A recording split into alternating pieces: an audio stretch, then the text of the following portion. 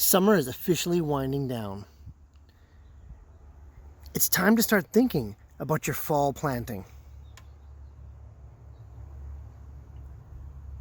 Successful fall planting starts with a proper potting and seedling mixture. Let's find out how to make our own.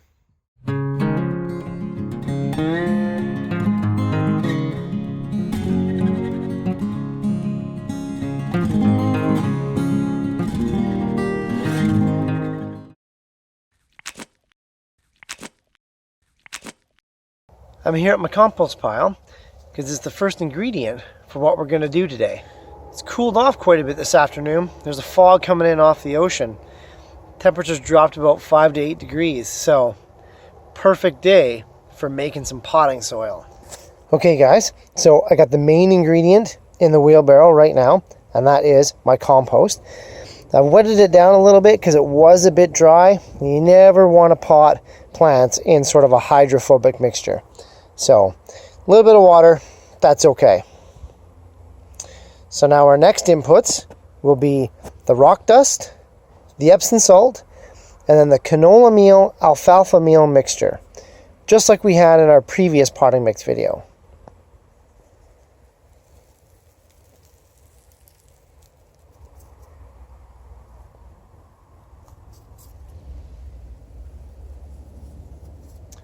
Okay, so the mix is halfway done. All we got left to do is add the other main component, and that is either peat moss or coconut fiber. And today, we've got a blend of both.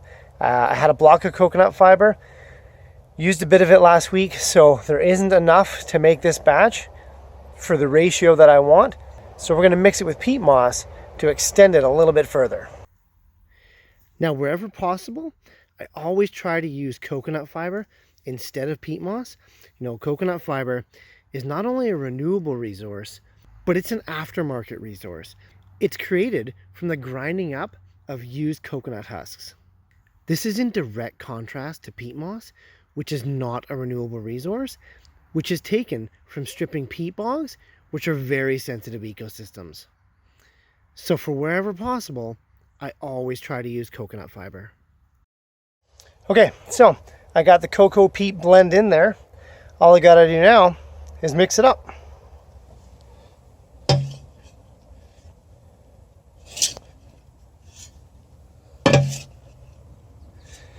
So if you've seen my previous videos, you know that I like to multitask and batch my tasks, you know, to save time, to be more productive.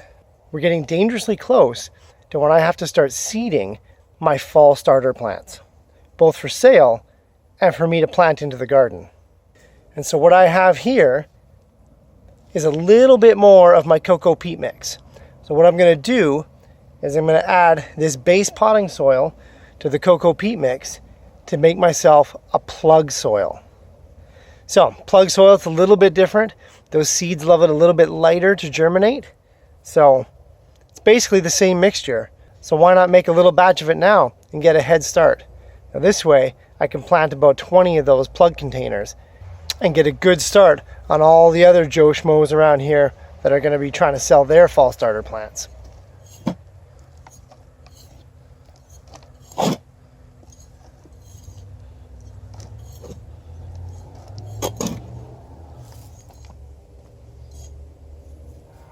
So often when I'm doing a big batch of plug mix, I'll run it through one of these little trays here. This is just simply one of the bottom of my regular potting trays, but it works as a great little screener. Sometimes that peat moss, you know, comes with pretty big sticks, and you know, I guess the compost does too. And when you're potting into the little plug containers, it's just nice to have an even, homogeneous, very fine mixture.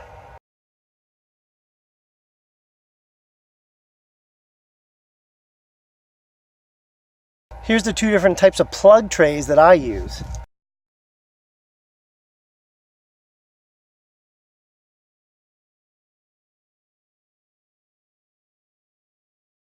We've got the 98 cell one right here.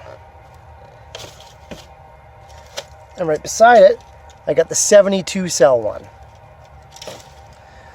So what I would do is probably in the 72 cell one would be things like watermelons, cantaloupe, pumpkins, squashes, cucumbers,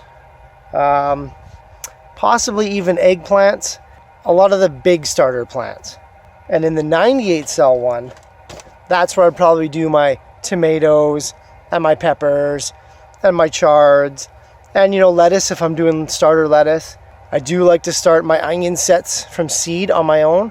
So I'll probably put 2 or 3 seeds in each one. See the strongest one that shoots up after a couple of weeks, cut off the other 2, just leaving that one in there.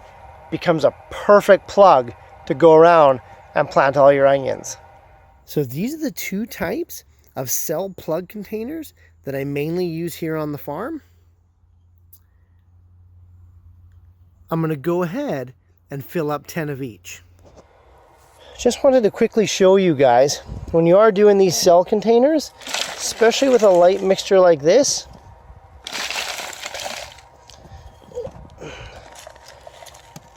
you want to put in a bunch to begin with. Okay, level it all off. Easy stuff. Okay, now what people would do now is probably soak the bottom in water and then start planting. But I don't do that. I push these guys down.